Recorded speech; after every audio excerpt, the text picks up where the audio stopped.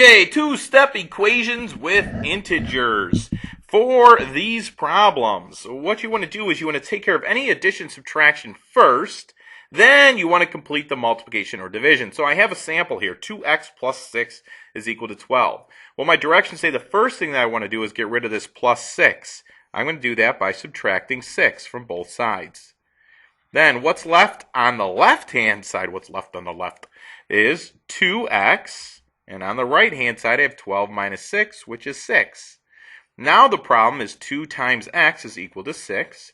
I'm going to solve by doing the opposite again, which is divide by 2.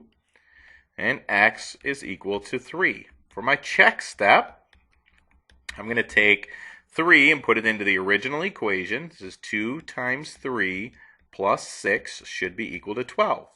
2 times 3 is 6, plus 6 is equal to 12. And 12 is equal to 12. And that works. Notice the check step's a little longer now because the equation's a little bit longer. Let's move on to something that's a little tricky for some students. This is tricky actually for two separate reasons. The first one is we have the minus a negative. The first thing that I would do is I would get rid of that. I would clean that up. So I have negative x. And minus a negative is the same thing as plus a positive. Now this is much easier to work with.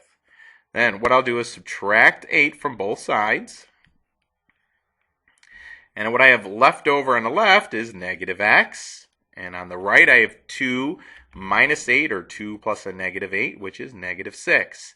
Now the second tricky part of this problem is this negative x. A lot of students will stop right here thinking that they're done, and they're not. Because what that means is the opposite of x, and we want to know what x actually is. So the way that you would solve this is to get rid of that negative. Remember that if there's no coefficient written there, it's the same thing as having a 1.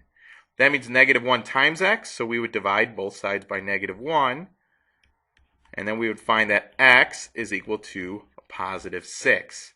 For the check step, you want to make sure to use the original equation, not the one that we changed, because what if you made a mistake in the change? What you want to do is to use the original equation. The original equation says the opposite of x, and x is 6, minus negative 8 should be equal to 2. So this would be a negative 6 then, plus 8 should be equal to 2, and it works. Beautiful. Got to be careful with this type of problem. Tricky for two reasons. Here's another one that's a little tricky. The reason that this one is tricky is because you have that negative sign that's in front of the fraction. For this type of problem, the negative can really be anywhere. It could be in the numerator, it could be in the denominator, or it could be in the fraction bar, and you'll see it written in multiple places. First thing I'm going to do, though, is I'm going to get rid of this 9. So I'm going to subtract 9 from both sides. Then, when I rewrite what's left over, this portion right here, I'm going to put the negative down with the 4. So I have x over negative 4 is equal to 9. So now when I want to get rid of the 4, I'm actually going to get rid of the negative as well. So I'll times negative 4 because I'm doing the opposite. And x is equal to a negative 36. For my check step, again, I'm going to use the original equation. I have a negative out in front here, and I have a negative 36 over 4 plus 9 should be equal to 18. This double negative cancels each other.